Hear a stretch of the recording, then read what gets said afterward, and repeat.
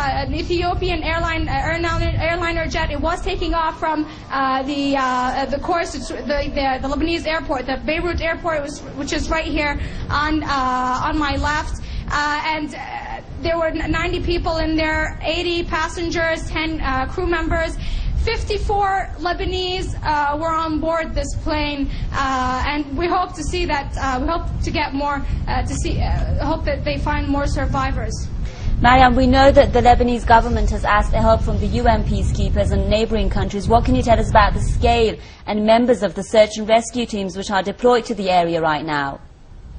Yes, of course. The Lebanese army and the Lebanese interior forces have begun their rescue efforts with the help of the UNIFIL and, of course, other associations that have the ability. Of course, even private scuba divers, they are helping in these efforts. The Lebanese government has called on for more assistance. We might see some more assistance from the UNIFIL. This is what we are told. But still, lately, of course, you can see the weather conditions are extremely harsh. And throughout the night, there was rainstorms, strong winds, and as you can see, the sea is raging. And of course, obviously, in addition perhaps to the flight, the airplane was of course damaged, and the air, the strong winds had of course obviously helped in the crash. Now you can see that this is one of the airplanes right above me. It's taking off towards the south. Of course, if there are others that are going towards the Gulf, the airplanes, just a minute ago, one airplane went towards the north. Of course, they had to find its balance, but obviously this Ethiopian plane lost its balance somewhere, and like we said, there are still efforts. The helicopters are roaming near the area where there could be survivors. There doesn't seem to be any parts of the plane. There are speculations that the plane has, of course, sunk, and nothing is clear if we have some more survivors. Up until now, we only heard of 6 people that were rescued from the area and taken to hospital.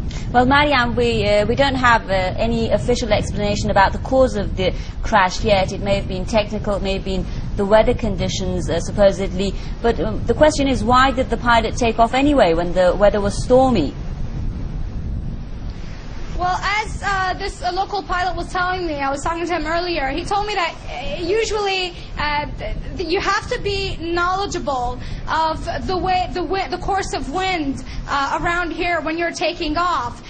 The Beirut airport is an airport that where you have planes 24 hours a day, and there is of course aid from the monitoring room in the airport,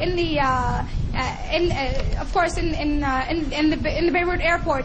But the pilot could have flown his plane much better, of course, depending on the course of the wind. He must have made a mistake somewhere. This is what the pilot is telling me. It's not just a technical issue. It's perhaps that he gave a little extra fuel at a certain point and didn't go along with the course of wind, and he didn't even come back. It took only less than 5 minutes, and he lost contact with the Beirut airport.